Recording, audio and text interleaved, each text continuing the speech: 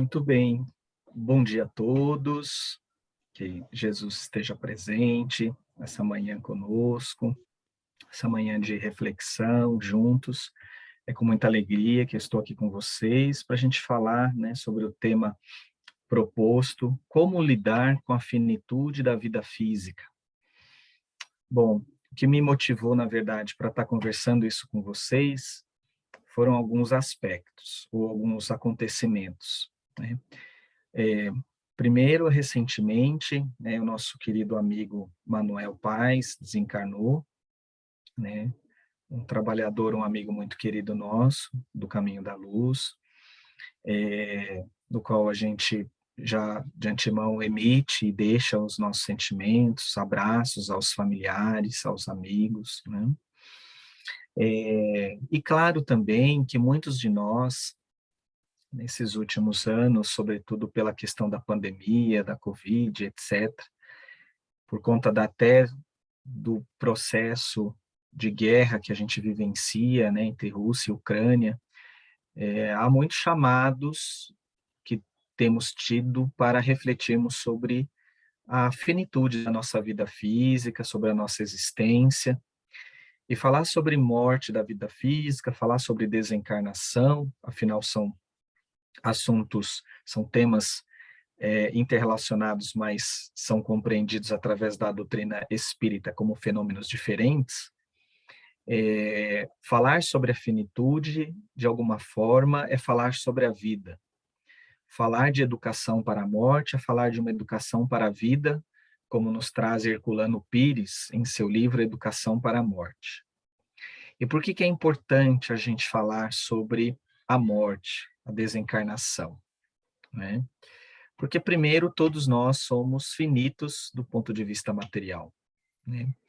E há muito tabu, né? Há muito tabu, na verdade, em relação ao tema morte, ao tema finitude, né? Isso independentemente da religião, né, que tenhamos, há uma, há uma a um pensamento coletivo na nossa sociedade, até por se fundamentar numa sociedade extremamente materialista ainda. Então, falar sobre esse tema, muitos acabam até evitando, né? É muito frequente que às vezes a gente ouve as pessoas dizendo: nossa, mas falar sobre a morte é atrair a morte, não é? Existem pessoas que verbalizam isso ainda, né? Falar na dor, falar no sofrimento, falar em doença, é como se a gente fosse atrair isso para perto de nós, né? Nós como espíritas, nós temos talvez maiores ferramentas para que a gente possa compreender que não, né? E compreender como processos naturais. São tão processos naturais que quando nós falamos, por exemplo, de uma área na saúde extremamente importante que cuida de pessoas que têm doenças crônicas avançadas, que é a medicina paliativa, um dos seus princípios é afirmar a vida e compreender a morte como um processo natural.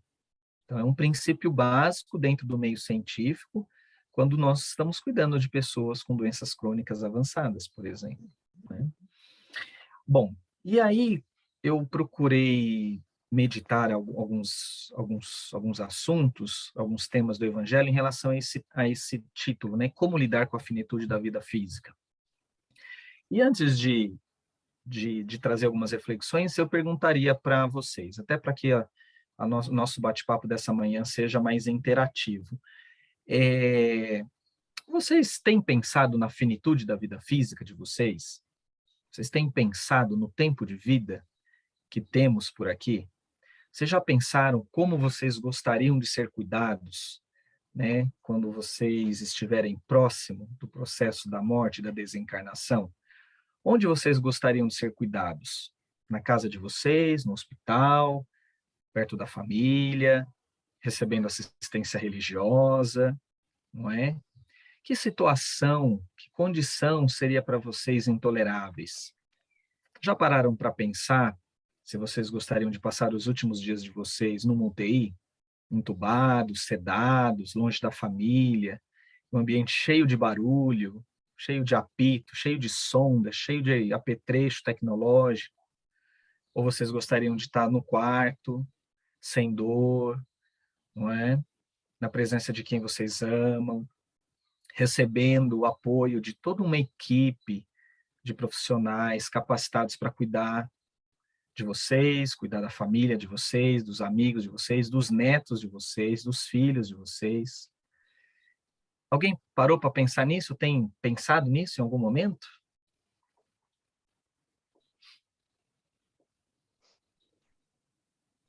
Um por vez, tá, gente?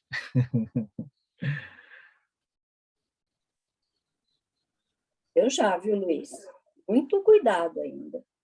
E deixando na mão do mestre, mas, claro, fazendo a minha parte. Já pensei, sim, muito, já conversei com meus filhos também. Você quer compartilhar isso, Ana? Então, Luiz, eu gostaria de ficar no meu canto. Eu acho que é o desejo da maior parte das pessoas, estar no canto da gente, não sair, não é? E ter Uhum. uma assessoria deles, eu sei que cada um deles tem o seu ritmo de vida muito intenso, mas eu gostaria de estar no meu canto, tendo uma pessoa que eu pudesse ter, Deus ajude, eu possa escolher, não é? Para estar ali comigo e cuidando de mim. É o que eu penso. Que bom, obrigado por compartilhar isso. Quem mais? Eu penso que eu me dedico a cada dia.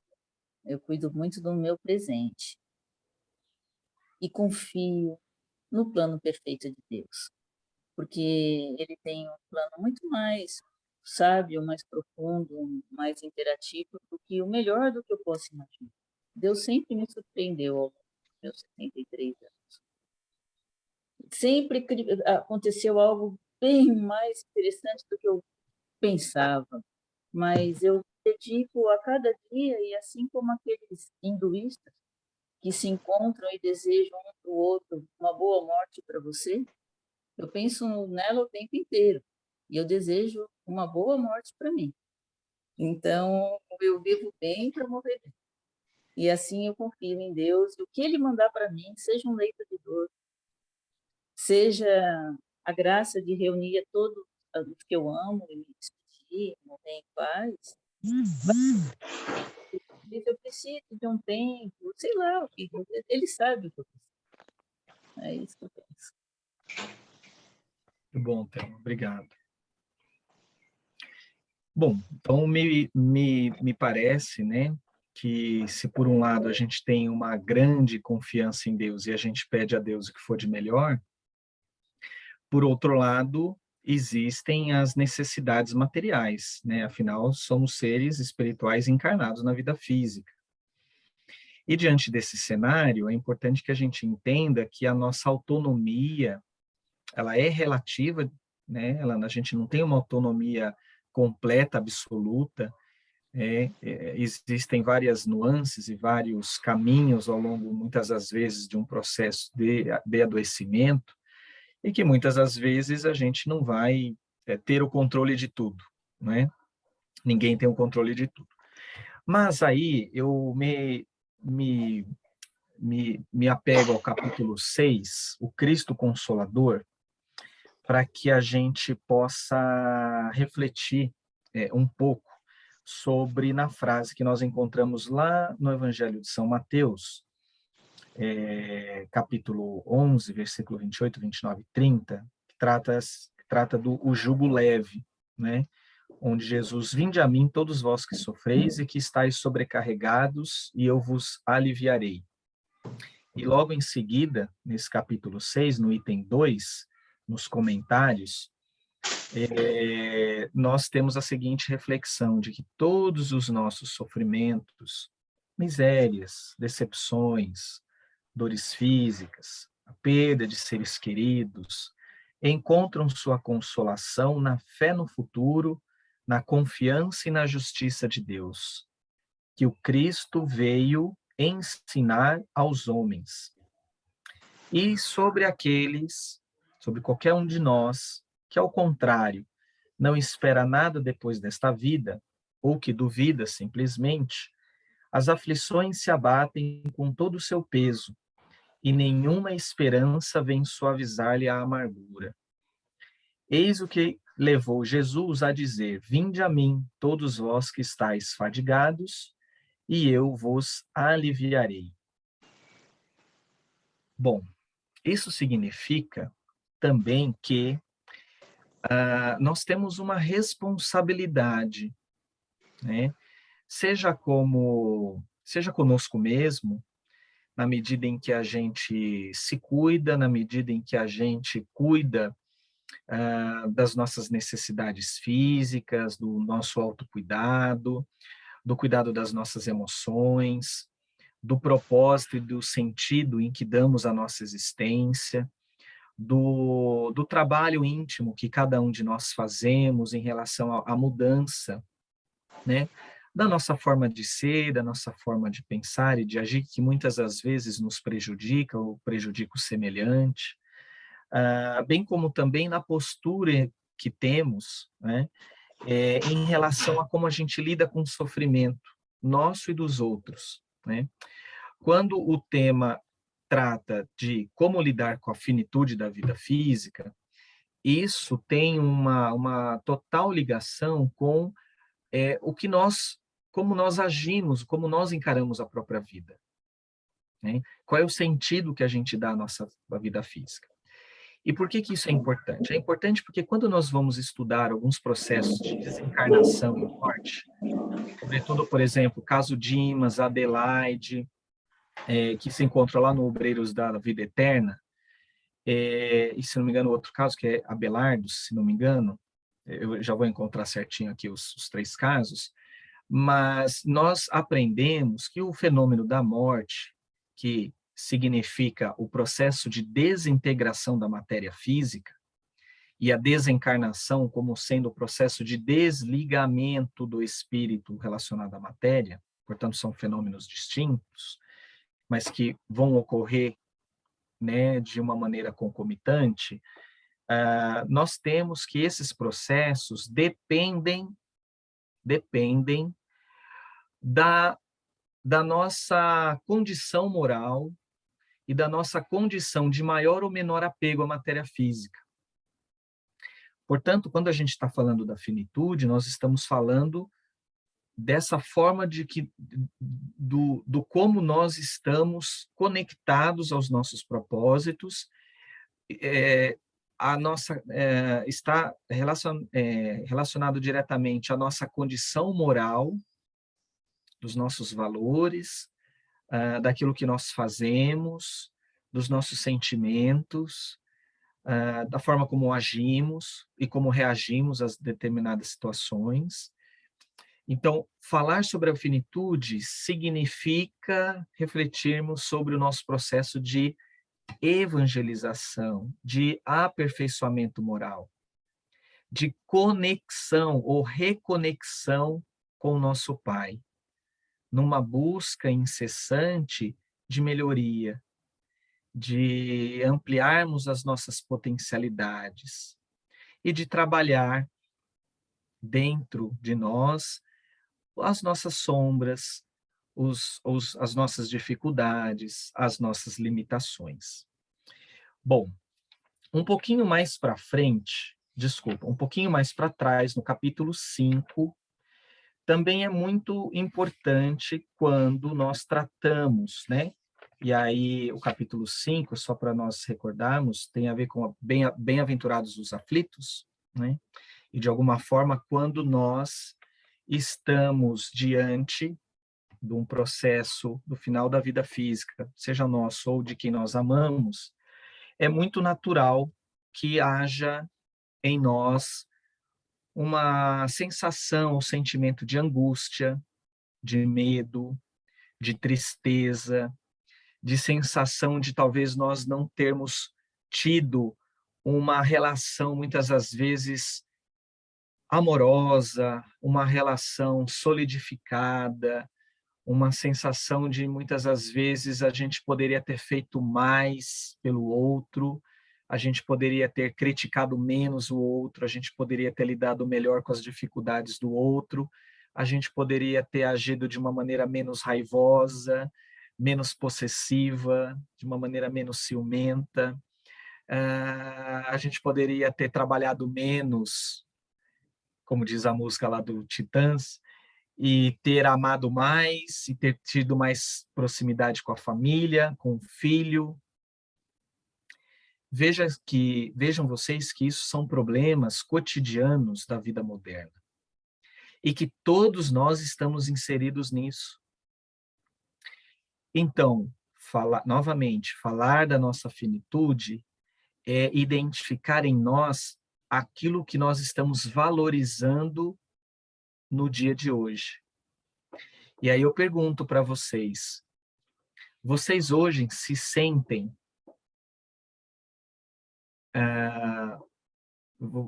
vocês têm a sensação ou o sentimento de que tudo que nós estamos vivenciando na nossa vida física, de alguma forma, dá uma sensação de completude?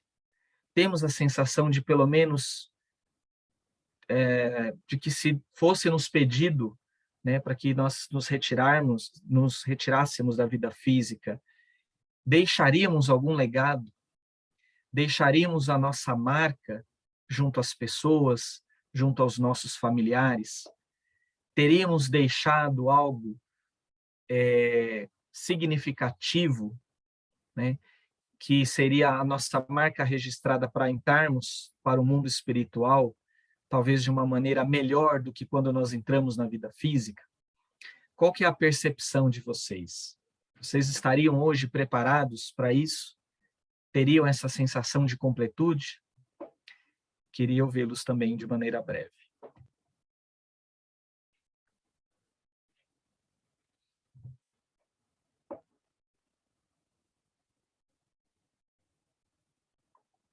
E aí, pessoal?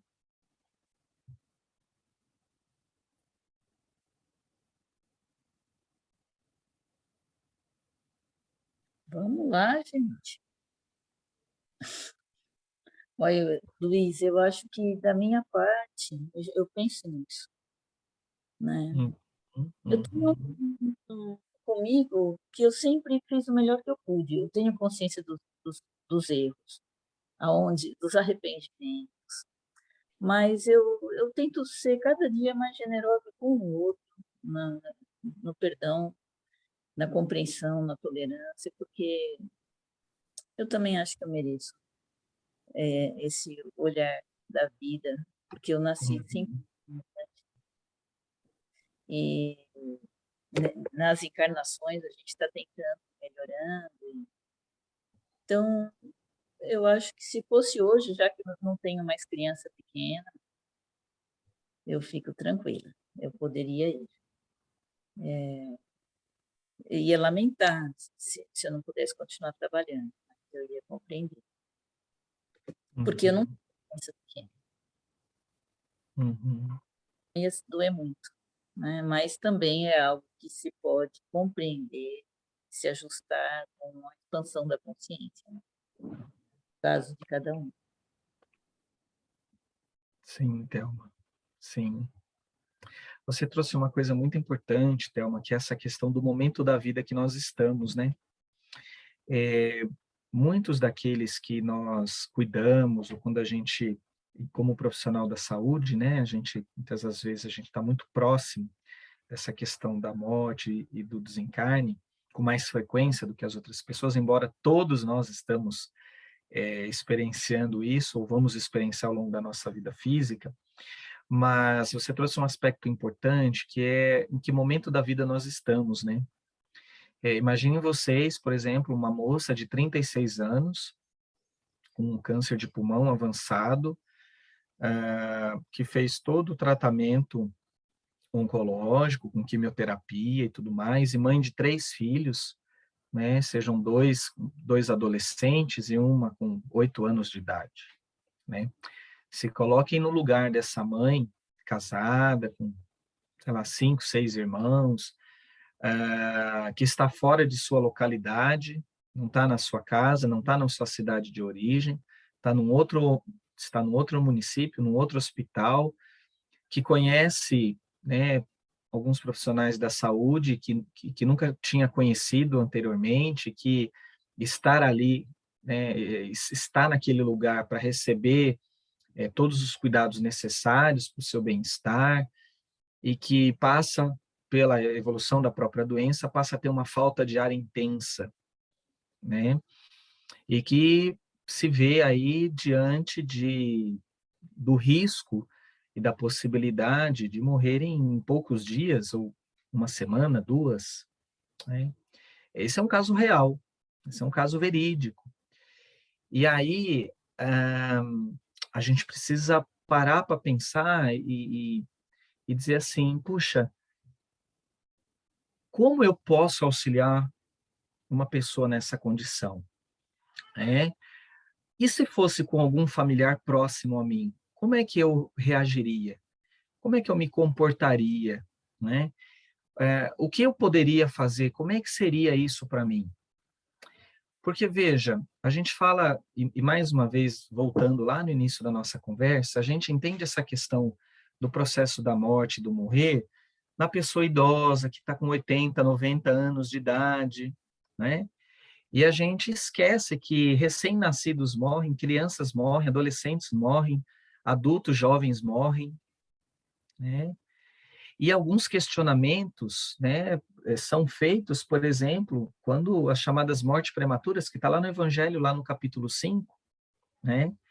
E lá no item 21 diz assim: quando a morte vem ceifar nas vossas famílias, levando sem moderação as pessoas jovens ao invés das velhas, dizeis frequentemente: Deus não é justo, uma vez que sacrifica esse que é forte e em pleno de futuro, para conservar aqueles que viveram longos anos plenos de decepções, uma vez que leva aqueles que são úteis e deixa aqueles que não servem mais para nada.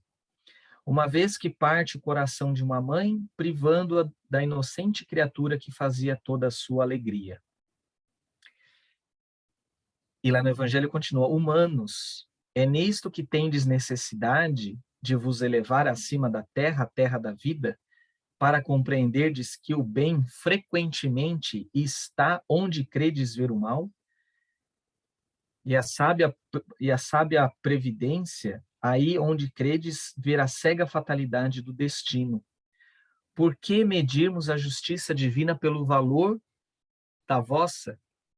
Né? Quer dizer, a gente mede geralmente as coisas dentro de uma ótica geralmente mais reducionista e materialista, de imaginarmos que, né, pô, mas como alguém tão jovem como essa moça, esse caso, né, que eu citei, né, onde estaria a justiça divina? Onde estaria a possibilidade, né, dessa hoje mãe, um dia ser uma avó e realizar tantas coisas? Esse é o pensamento, né, de muitos ainda, que não conhecem a doutrina espírita, ou que mesmo que são espíritas, ainda têm muita dificuldade de lidar com essas situações. Eu não vou nem dizer de aceitar, né, ou de concordar, porque muitas vezes eles têm o conhecimento, nós temos o conhecimento, e, e isso nos ajuda, sim, né, mas na hora do vamos ver, como diria, é muito difícil, né? E aí, e aí a gente tem que pensar que tipo de estratégias, né, nós podemos ter para lidarmos com essas situações. E aí eu não vejo a melhor estratégia senão a fé, né? E a fé no entendimento e na compreensão dessa bondade, dessa justiça divina, né? E também num outro instrumento, que é a oração, que é a prece.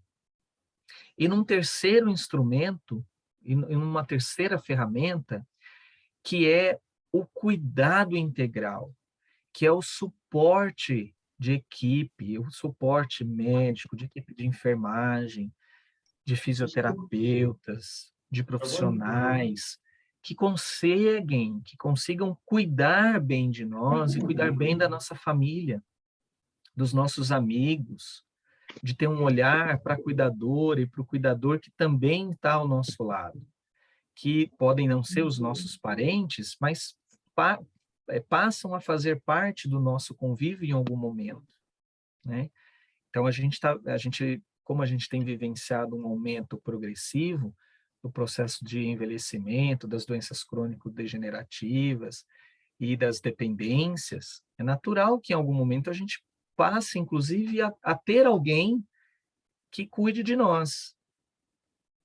E às vezes a gente tem tanta dificuldade de ser cuidado no hoje, né? De receber afeto no hoje, e aí eu fico pensando quando a gente realmente se debilita, quando realmente a gente tem uma situação grave, como é que a gente reage a essa possibilidade de continuarmos sendo cuidados, né?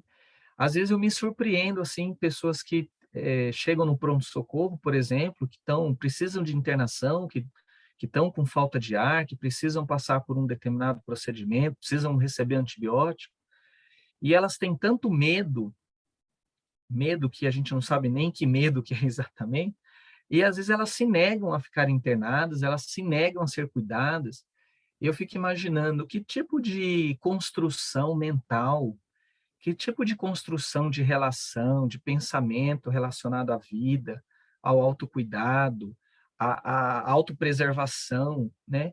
Que em algum momento não foi possível e que nessas situações limites, a semelhança de um iceberg, que muitas das vezes a gente vê só a ponta do gelo, assim, um pedaço dele para fora ali do oceano, e para baixo tem uma quantidade enorme, né, de geleira abaixo da superfície da água, e que eu fico imaginando que a gente só está vendo um pontinho daquele desespero, daquele medo, daquela angústia, mas por baixo existe todo um conjunto de percepções, de construções, de sentimentos que talvez não foram trabalhados ao longo da vida, né? Ou por experiências pregressas de vidas anteriores ou dessa vida, que fazem com que as pessoas entram num desespero, num pânico, né? Salvaguarda haja algum transtorno mental associado, mas há toda uma dificuldade nessa nova condição, mesmo que muitas vezes seja temporário. Então, por que eu estou dizendo isso?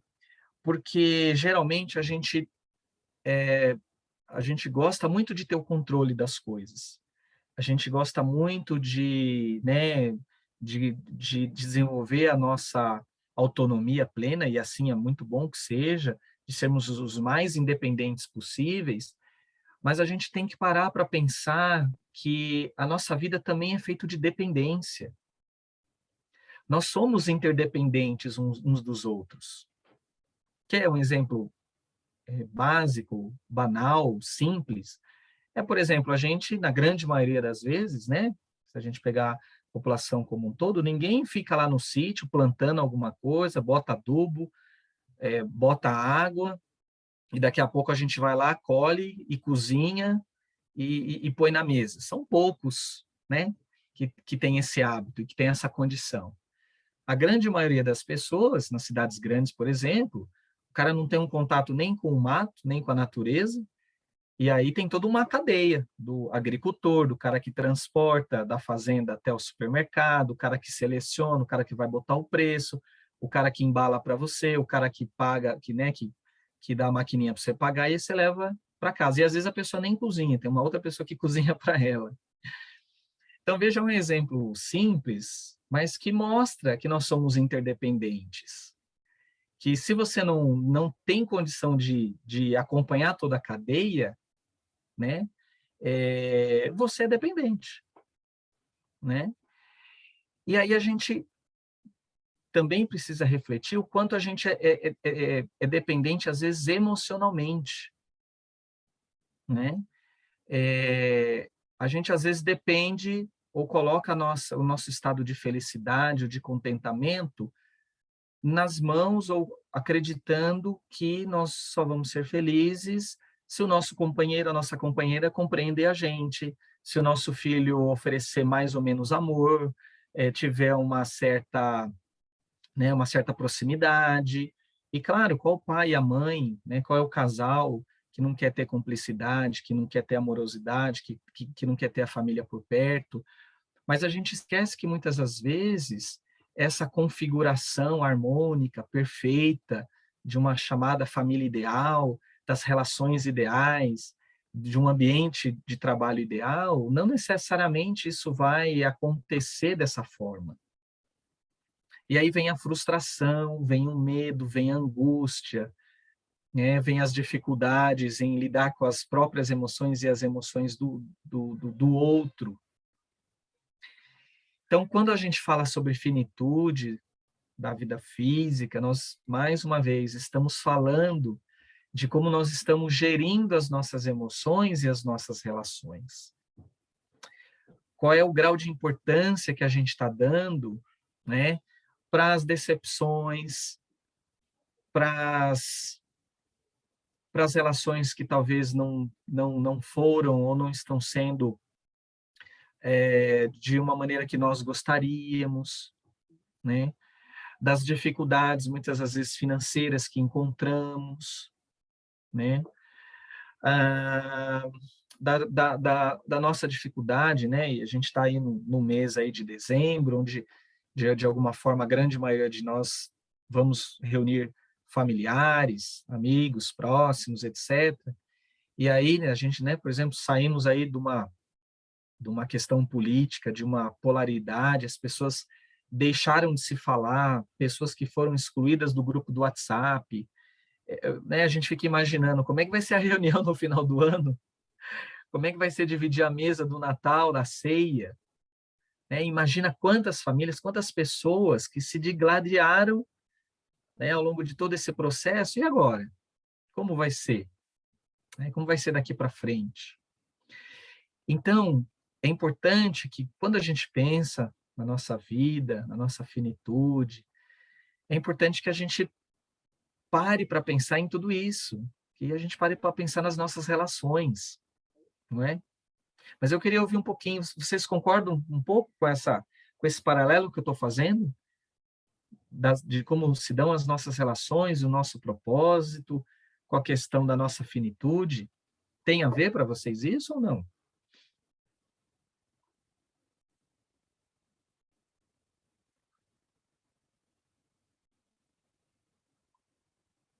Fale um pouquinho, dona Marli. Ela está muito quietinha hoje.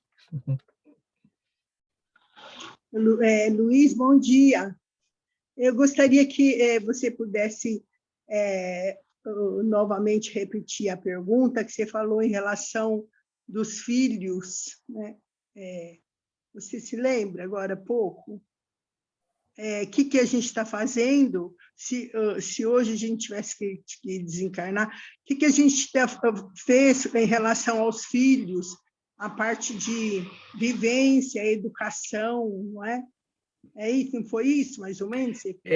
Não necessariamente. Bom, assim, bom dia para a senhora. Não necessariamente em relação à questão dos filhos, mas é que tipo de legado, né? Se a gente fosse se sim. despedir da vida física hoje, né? Será que a gente já parou para pensar o que é que nós deixamos, seja para os nossos filhos, para os nossos amigos, para a comunidade que nós frequentamos, no nosso ambiente de trabalho, para a sociedade? O que é que nós entregamos para essas pessoas?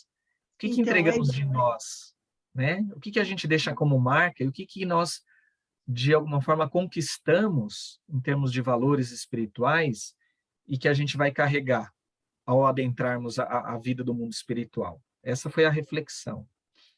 Então, e aí eu me reportei à lição do Evangelho do capítulo 14, honrai a vosso pai e a vossa mãe. Né? Aqui ele fala que fizeste do filho confiado a vossa guarda. Né? Se ele permaneceu atrasado por vossa falta, o castigo será de vê-lo, não é? Então, eu acho mais assim, a parte desse legado seria a parte moral do espírito, sabe? Esse eu acho que é o fundamental. E também eu vi aqui que a finitude ela é a brevidade da vida, e ela não nos permite o lamento por algo não ter saído do nosso jeito, sabe? E também que a finitude da vida é algo que teremos que aceitar, querendo ou não, não é? Eu tenho uma mensagem aqui, a minha é bem curtinha, e é da sua lição, tá? Então, eu vou pedir licença, porque vem muito a calhar aí com tudo que você disse, né?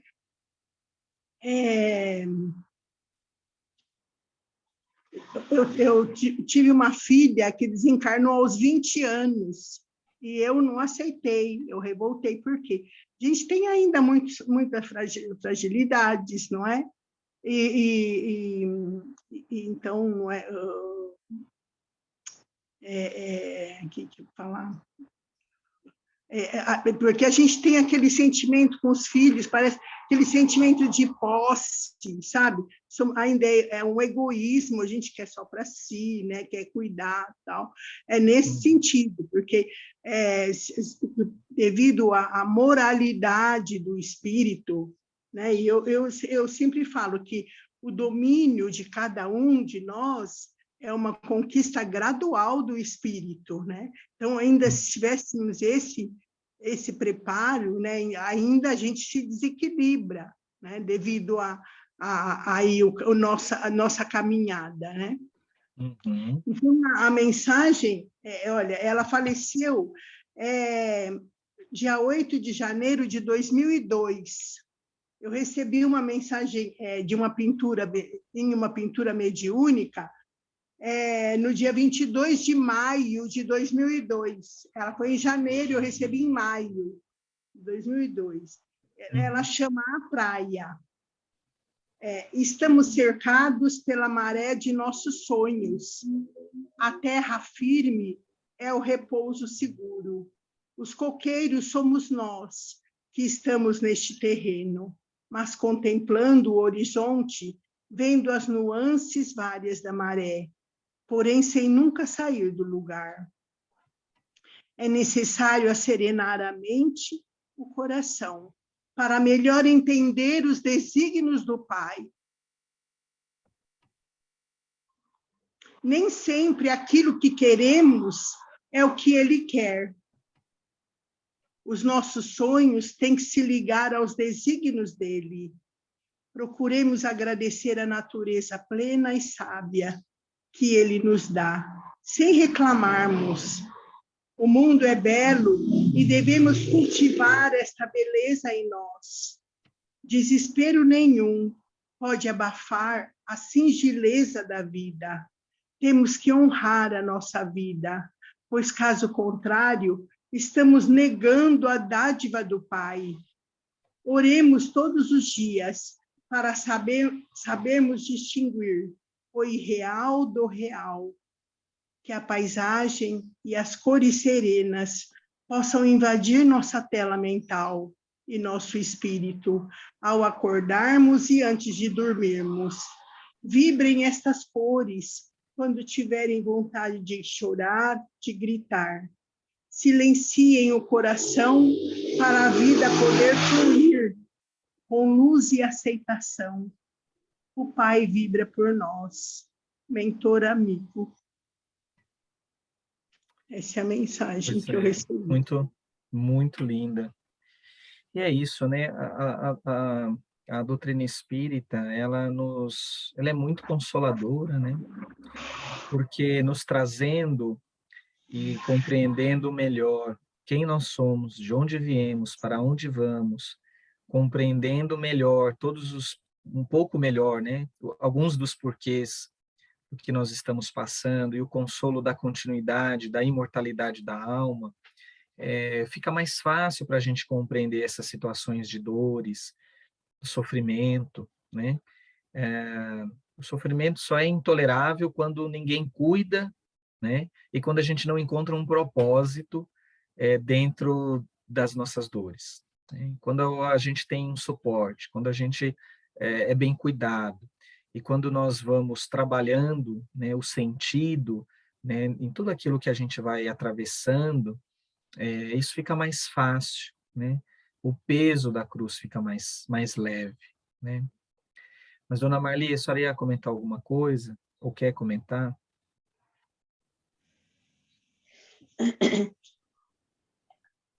É um tema, assim, forte, né, Luiz Gustavo? Para nós que ainda estamos aqui com o pé de chumbo, né, como dizia o Valnei, pé de chumbo aqui na terra, a gente não quer sair da terra porque aqui é gostoso, é forte e tal, tal. Mas eu penso assim, a doutrina espírita, para mim, é uma doutrina de educação moral.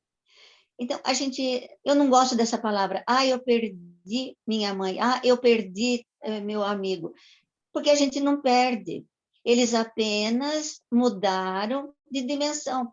Eu prefiro pensar assim, não é que foram embora, voltaram para casa, que eu acho, quando o Divaldo diz, né, eles não se perderam, eles voltaram para casa. Isso aí dá um alívio para todos nós, nos acerena, nos acalma. É claro que vamos sentir saudades da separação. É como se um filho vai estudar em outro estado, mesmo que seja aqui no Brasil, vai em outro estado. A gente sente saudades. Nossa, a gente sente falta da presença física, mas a gente sabe que aquela pessoa que foi estudar em outra cidade, em outro país, em outro estado, ela está bem, ela está desenvolvendo as suas habilidades, ela está desenvolvendo a sua capacidade, está aprendendo. É o que nós estamos fazendo aqui na Terra, não é? Quando reencarnamos, nós sabemos que fomos matriculados nessa escola chamada Terra e viemos aqui para progredir, para aprender. Sempre tinha, eu não lembro o nome dele, um palestrante que ele dizia, todas as palestras dele, ele finalizava assim, agradecendo a Terra, porque a Terra é uma oficina de trabalho, é uma escola, é uma faculdade, é um hospital. Então, tudo que a gente precisa para evoluir espiritualmente, tudo que a gente precisa para se educar, para se reeducar moralmente, adquirir maturidade, está aqui na Terra. Às vezes tem aquele colega egoísta, a gente depara com um parente, vamos dizer assim, chato, mas que a gente precisa respeitar, precisa entender que é aquele parente chato, aquele colega de trabalho egoísta, e aquele vizinho perturbador.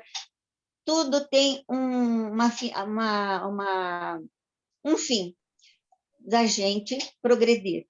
Se não fosse assim, como que nós iríamos adquirir a paciência, a tolerância, a compreensão, se não tivesse pessoas como ferramentas para essa nossa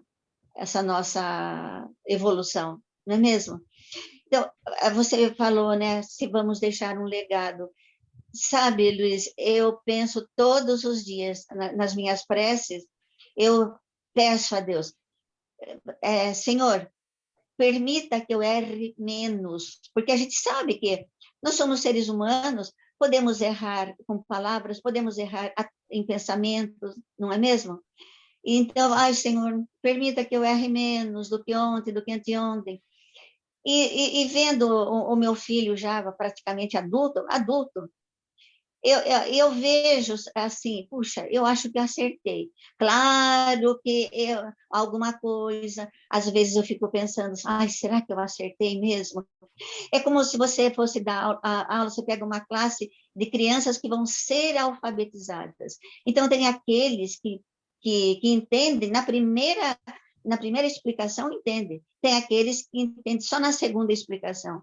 E tem aqueles que você leva 3, 4, 5 explicações e tem uma dificuldade imensa. Então, são espíritos ali, eu sempre pensei assim, são crianças, mas são espíritos emborcados num corpinho frágil de criança. E eu tenho que alfabetizar essas crianças. Então, a gente fica pensando, depois, quando um não acerta alguma coisa, eu ficava pensando assim, mas, meu Deus, será que eu não ensinei direito? Será que faltou alguma coisa da minha cabeça para ensinar, para explicar? Por que que ele não entendeu? Sabe? E assim, então, na maioria das vezes, sabe, Luiz, não, eu fico pensando, eu acho que eu estou acertando. Claro que ninguém é isento de erros, ninguém, principalmente na educação moral. Porque educação intelectual, eu acho que nós estamos até bem servidos. A ciência está adiantadíssima. A informática, cada dia que passa, é um avanço a mais. E na parte moral, nós estamos ainda muito a desejar. Por exemplo, um exemplo bem vulgar. As crianças estão tomando lanche e um deles joga o papel no chão. E a gente fala, olha, tem tantas latas de lixo ali, por que que você jogou no chão ao invés de colocar lá na lata? Ah, porque tem faxineira, porque tem funcionários aí da escola, eles vêm aqui, pegam e colocam, eu não preciso fazer isso. Sabe, assim, então você vê aquela criança, uma inteligência brilhante, na parte intelectual, a gente até fica babando, mas na parte moral, é, não tem nota. Então, então eu penso assim, todas as vezes que cada um na sua profissão, mas todas as vezes que a gente acerta com um espírito, não vamos dizer nem pessoa, nem com o espírito que está ali na frente da gente, e é porque a gente sabe que ninguém vem na nossa frente, nem ninguém cruza os nossos caminhos, se não é para receber alguma coisa ou doar alguma coisa para nós, né? Então, eu procuro fazer assim, sabe? Eu acho, sabe, Luiz, que pode ser que eu esteja deixando um legado para o meu filho e para as outras, e quando vier outros descendentes, alunos, alunos da evangelização. Então, eu fico conversando com alguns que já foram alunos, que hoje são pais, e que trazem os filhos lá no centro para ser evangelizados. Então, para mim, isso aí é uma gratificação tão grande, não chega a ser, como que eu diria, não chega a ser, não é falta de humildade, bom, humildade é difícil conseguir também, né? Mas a gente está no caminho, e principalmente nós que estamos estudando o Evangelho, somos estudantes do Evangelho, para nós, com essa doutrina nos ensinando, colocando até às vezes uma rédea na gente, puxa, eu poderia fazer aquilo, mas não devo. Então, sabe, eu acho que todos nós estamos deixando um legado, sim. Sabe, para outras gerações.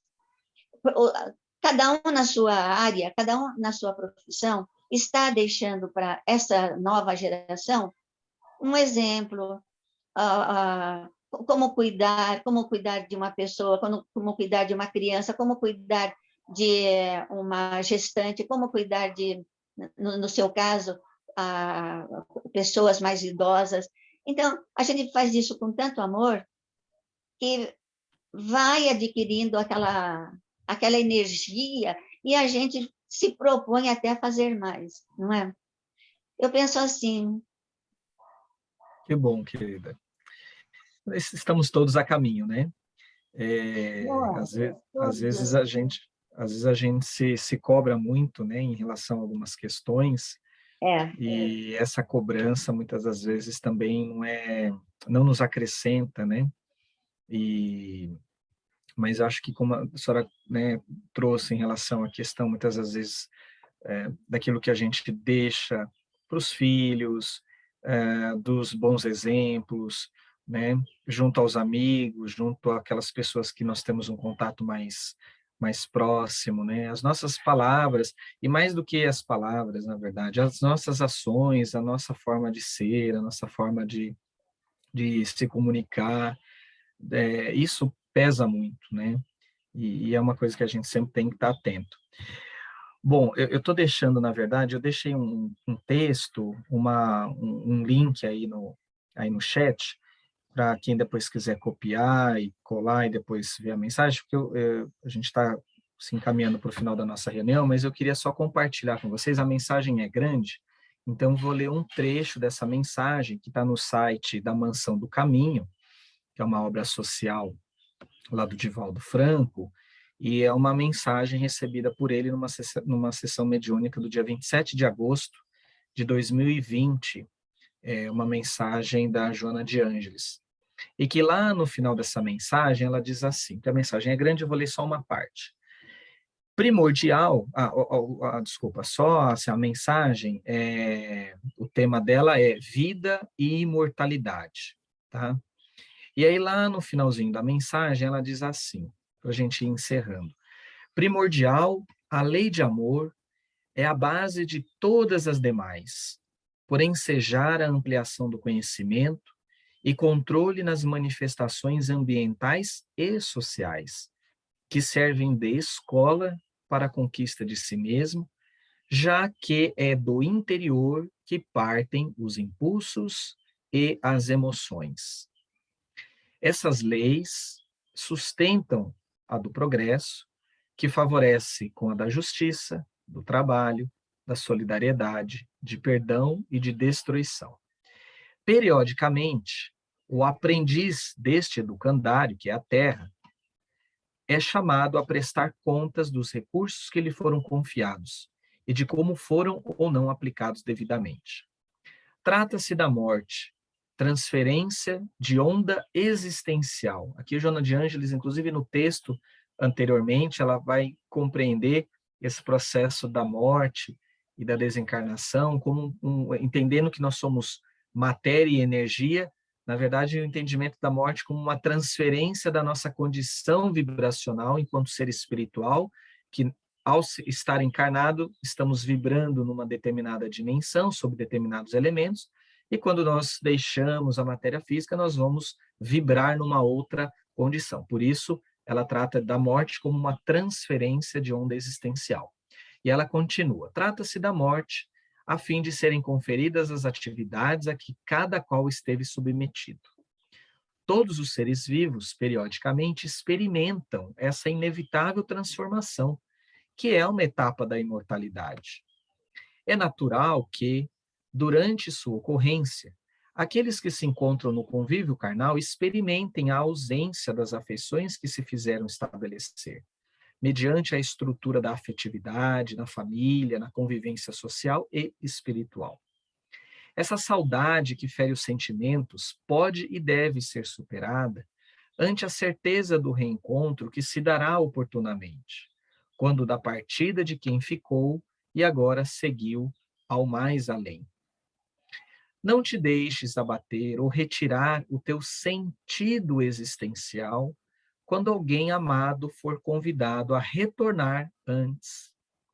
Prossegue amando e recordando os momentos felizes que viveste ao seu lado e faze o bem em sua memória, maneira eficaz de demonstrar-lhe a gratidão pelas dádivas que foram fruídas ao seu lado. A morte é inevitável, a morte é inevitável experiência para a conquista da perenidade. Não a lamentes nem a louves, respeita-a e prepara-te para o teu momento. Mesmo Jesus, o divino construtor do planeta, utilizou-se de um corpo tangível para depois experimentar o fenômeno da morte e ressurgir em gloriosa forma de luz. Enquanto isso, ama e opera no bem, crescendo para Deus. Então, essa é uma mensagem que eu, na verdade, hoje eu levantei mais cedo, fui preparar um pouquinho e refletir um pouquinho sobre o nosso bate-papo de hoje, e eu encontrei, de maneira oportuna e feliz, essa mensagem para que a gente pudesse meditar e refletir, porque me parece que tem tudo a ver com a temática que nós tratamos no dia de hoje. Então, era isso que eu tinha para compartilhar, para dividir e para ouvi-los também, para aprender com cada um de vocês. Agradeço muito a atenção e o carinho e o convite, viu, Thelma? É o Alfredo.